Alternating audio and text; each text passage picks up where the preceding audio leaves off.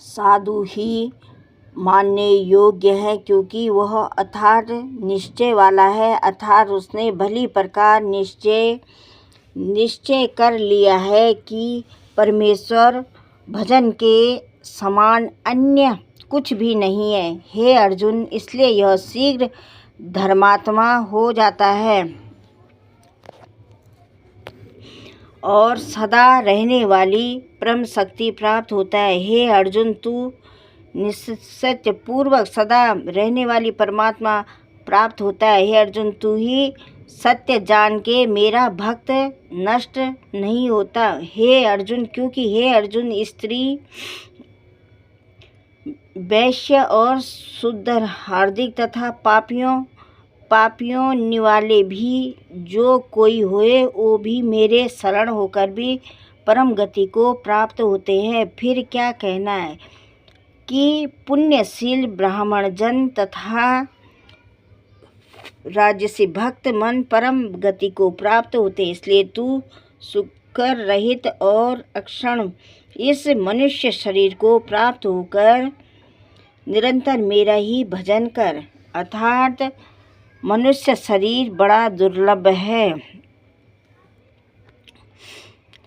परंतु नाशवान और सुख रहित। इसलिए काल का भरोसा ना करके तथा अज्ञान से सुख में भासने वाले विषय भोगने पर फंसकर निरंतर मेरा ही भजन कर। केवल मुझ सच्चिदानंद वासुदेव परमात्मा ही से नित्य निरंतर अचल मन वाला हो और मुझ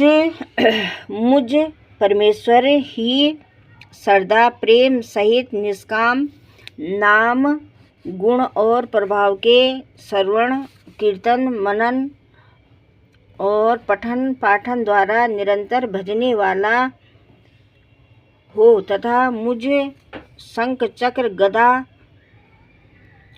पद्म और किराट कुंडल आदि भूषणों से युक्त पीताम्बर वरमाला और भूषणधारी विष्णु का मन वाणी और शरीर के द्वारा स्व अर्पण करके अति आस्था श्रद्धा भक्ति और प्रेम से पूर्वक पूजन करने वाला हो और मुझ सर्वशक्तिमान विभूति बाल ऐश्वर्य माधव उदारता शुद्धता और गुणों से समझ सबके आश्रय रूप वासुदेव को विनय भावपूर्वक भक्ति सहित दंडवत प्रणाम कर। इस प्रकार